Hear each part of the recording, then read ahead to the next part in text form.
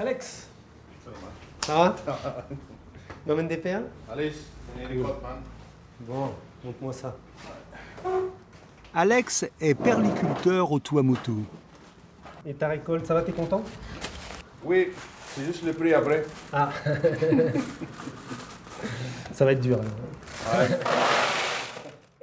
Il y a quelques années, ce fidèle client a perdu l'intégralité de sa récolte. Une analyse. Il faisait chaud, hein? Il Je faisait me souviens. hyper chaud, très peu de pluie, très peu de vent, voilà. On est dans le réchauffement climatique. Ça a été difficile, hein? C'est comment on dit, la traversée du désert de Jésus, c'était rien à côté. Alex, il revient de loin, hein, parce qu'il c'était quoi, ça a 2 ans, 3 ans? 4 ans? On avait depuis 2000, on va dire les récoltes de 2015, comme ont bien chuté en couleur. C'était devenu gris, piqué, noir, et Loïc avait du mal à les acheter. Nous, on n'est pas au pays des bisounours, hein. Quand les perles sont pas jolies, ben, on ne peut pas lui payer le prix des perles qui sont jolies, quoi. Quand les perles sont belles, on est très content de pouvoir lui payer un prix de belles perles, hein. Mais on va payer vraiment ce qu'on va trouver dedans, hein. Depuis presque 1 an et demi. Hein. Ça commence à revenir. Depuis 1 an et demi, on a vu la qualité de ces récoltes s'améliorer. Et là, aujourd'hui, ben, c'est probablement sa meilleure récolte, une de ses meilleures récoltes. Depuis hein. longtemps, depuis très longtemps. C'est quand tu vois que le lagon s'améliore, ben, automatiquement les pelles deviennent de meilleure qualité. Tu ne peux pas faire des belles pelles avec des nacs de mauvaise qualité dans un lagon qui n'est pas sain. Pollution et dérèglement climatique sont effectivement les pires ennemis de l'huître perlière.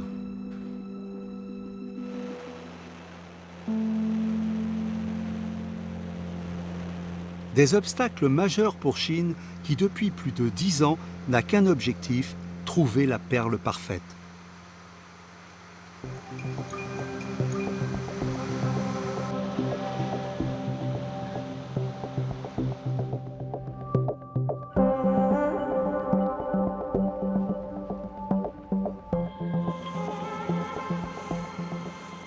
Cet homme est chercheur en génétique.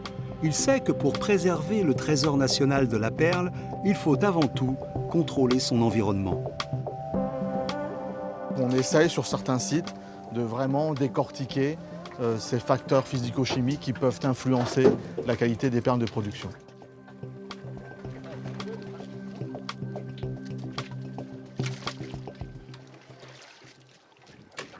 Alors ça, c'est une sonde multiparamétrique. Elle nous sert clairement sur ce site-là, à cet endroit de l'atoll, de mesurer de façon automatisée la température, le pH de l'eau, la charge en chlorophylle A, tous ces éléments physico-chimiques qui vont permettre de relier cela à la qualité des perles d'une expérimentation qui est en cours de culture juste à côté. L'aventure de la perle idéale ne fait que commencer.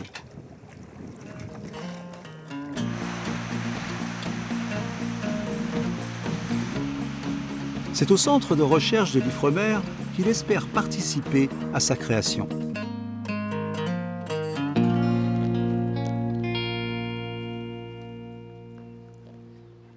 Son but est d'élever une huître perlière aux qualités exceptionnelles, capable à la fois de résister aux caprices de la météo, tout en donnant des perles de très bonne qualité. Alors ici, il y a toute une batterie d'expérimentations que l'on peut mener, notamment dans le cadre du changement climatique, où en fait, dans des bassins à milieu très contrôlés, en matière de température, de nourrissage, on va appliquer en fait des températures soit stressantes et bien sûr de contrôle, pour regarder comment l'huître perlière, ce lot d'huîtres perlières, va répondre à ces augmentations ponctuelles de température. Avec son équipe, Shin s'est lancé un incroyable défi, faire naître les premières huîtres perlières éprouvettes. Après de nombreux essais, ils sont les seuls à maîtriser toutes les étapes de l'élevage de ce mollusque. Dans cette première salle, le chercheur cultive des algues pour nourrir les bébés huîtres nés en laboratoire. Alors ici, on est dans la salle d'élevage larvaire. Dans ces cuves-là sont élevés des millions et des millions d'huîtres perlières. Dans ce cas particulier, elles sont âgées entre 2 et 3 semaines. Les microalgues qui ont été produits dans notre laboratoire précédemment sont placés dans cette cuve-là. Et la pompe permet en fait de les alimenter de façon continue, 24 heures sur 24. Donc les larves ici, elles restent à peu près 3 à 4 semaines dans cette salle d'élevage larvaire. Ensuite, on va les migrer dans une salle que l'on appelle une salle de micro-nurserie, où elles vont vraiment être encore choyées pendant 3 ou 4 semaines avant de retrouver le milieu naturel. Dans la main du chercheur, l'huître, âgée de quelques semaines, commence enfin à prendre forme. Son travail constitue un enjeu pour l'avenir de la perliculture polynésienne, deuxième source de revenus de l'archipel, juste derrière le tourisme.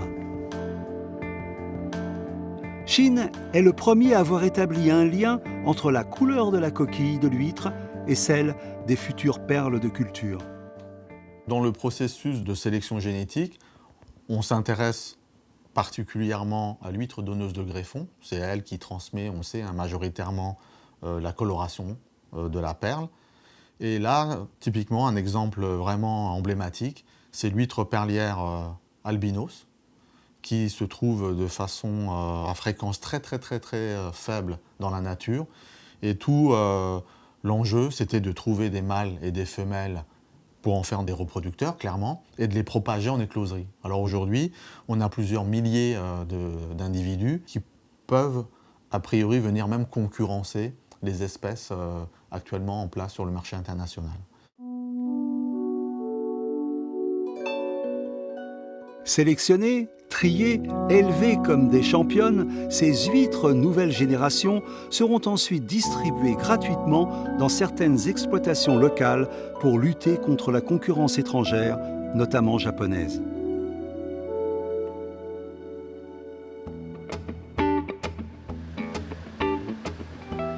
Mais la mission de Shin ne s'arrête pas là. Aujourd'hui, le chercheur en génétique part à la rencontre des fermes perlières partenaires pour un premier bilan. Aujourd'hui, direction les Tuamotu Nord, situé à peu près à 1 heure de vol de Tahiti. Direction 2 atolls qui sont de très gros producteurs de perles de culture. Ce sont les atolls d'Arutua et d'Apataki. Voilà, on va y aller. On va vérifier donc la bonne croissance des huîtres perlières, échanger avec les producteurs pour pouvoir planifier toutes les expérimentations qui seront réalisées cette année avant le mois de juillet. L'archipel des Tuamotu est situé à 1h30 d'avion de Tahiti. Le berceau de l'huître perlière, la fragile Pinctada margaritifera, se trouve principalement ici, dans cet archipel vaste de 6000 hectares. Les atolls qui le composent sont formés d'une couronne de corail née de volcans éteints depuis des millions d'années. Pour rejoindre les fermes d'Arutua et d'Apataki, les deux principales productions perlières de l'atoll, Shin poursuit son voyage en bateau.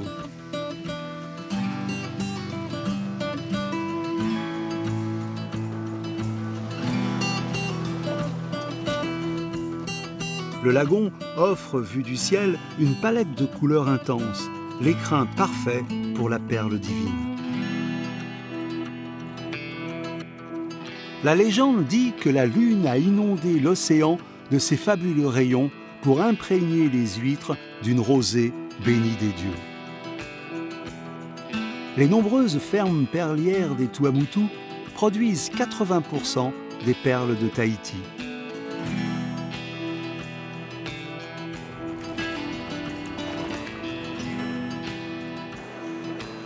Bercées par des courants d'eau limpide, les lignes émergeant de l'étendue turquoise témoignent de l'importance de l'activité locale. Le chercheur débute son investigation dans une ferme perlière située à Arutua.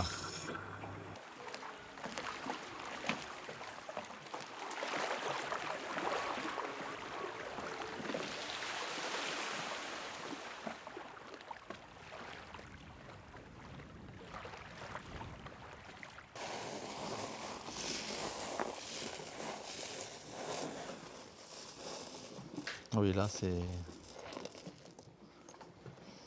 c'est très lustré, très coloré, avec même parfois plusieurs couleurs hein, sur une même perle. Bon, ça c'est plutôt peacock. Et après, tu as toutes les nuances de rosé, plus ou moins foncé. Aujourd'hui, ce que nous offre la nature, c'est cette diversité de couleurs. La palette est là. Ça, c'est le marché actuel. Ça, ce sont les espèces concurrentes. Et ça, c'est ce qui pourrait être développé en Polynésie à partir de notre espèce. Voilà, et ça, au fil des générations de sélection, je pense que c'est quelque chose qui est vraiment possible. Forme, taille, couleur, lustre. Pour arriver au résultat le plus parfait, Chine n'hésite d'ailleurs pas à étudier toutes les mutations possibles de la perle, de la plus réussie à la plus déclassée.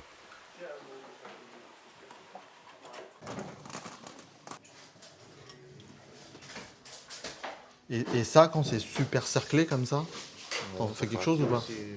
T'en fais rien. Bah voilà, c'est ça, ça m'intéresse aussi. Et plus c'est grave, plus la surface est atteinte par ça, et mieux c'est. Parce que parfois, pour comprendre qu'est-ce qui fait qu'une perle est belle, il faut aussi comprendre pourquoi elle ne l'est pas. Ça devait certainement être 2 perles de qualité.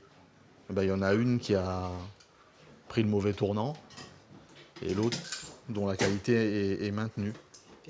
Alors là, clairement, c'est des perles qui ne seront pas commercialisables, hein, parce qu'elles cumulent à la fois un cerclage très intense, dont les anneaux sont vraiment très très resserrés, et en plus de ça, elle est extrêmement piquée et sans couleur.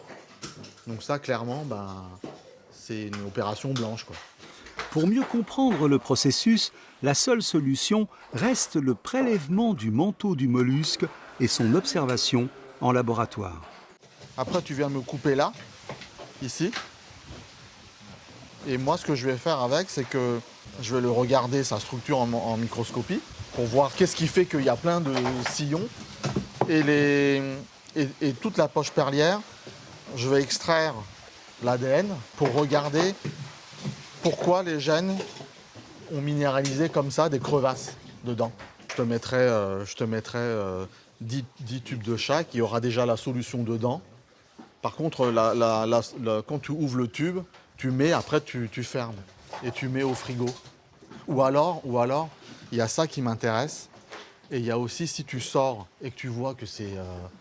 il y a ces gens, il y a 50 piqûres et que tu vas rien en faire, ça aussi tu me le remets dedans et tu coupes pareil et tu écris sur le tube piqué. Et moi, 10-10, ça me suffit.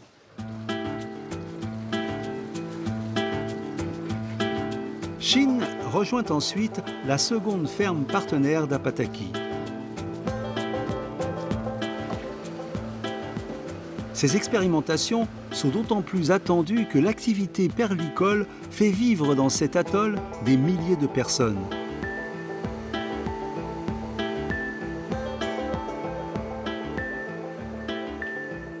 Dans cette ferme, pendant la saison de greffe, pas moins de 30 employés travaillent 7 jours sur 7 à la chaîne pour produire les 35 000 perles annuelles qui seront ensuite revendues sur le marché international.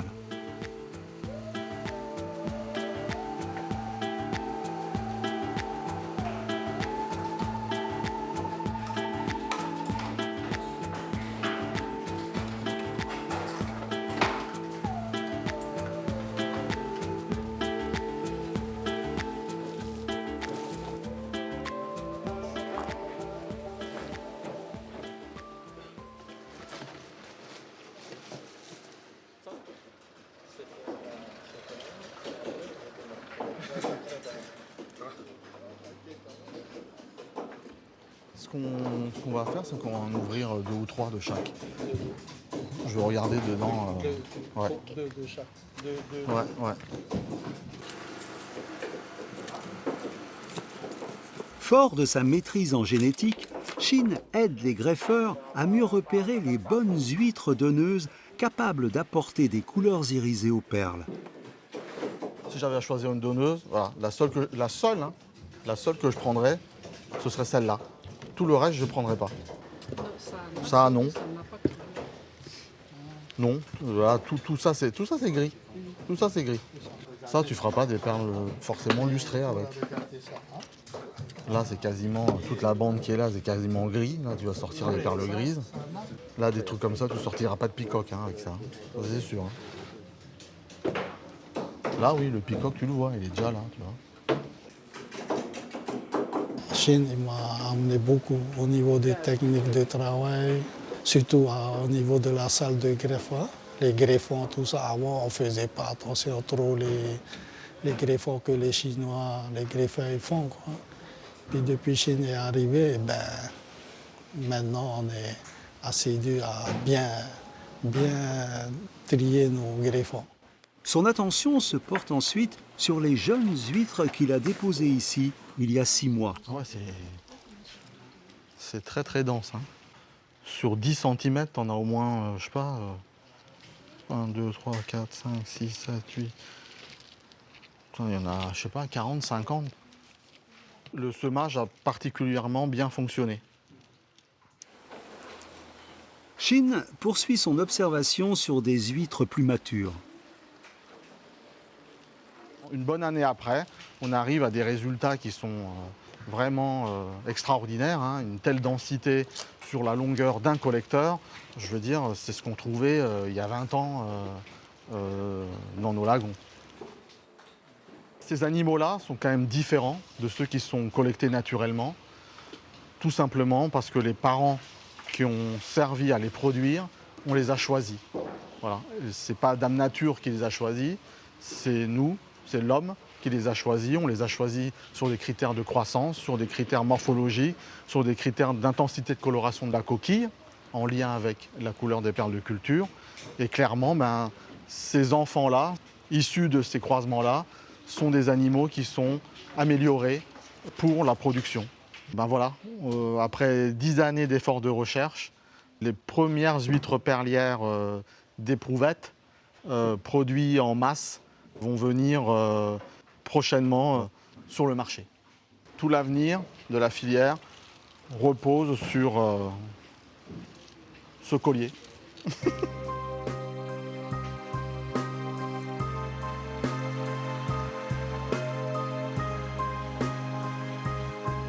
En Polynésie, plus de 500 perliculteurs pourront dans le futur bénéficier des retombées expérimentales de l'Ifremer.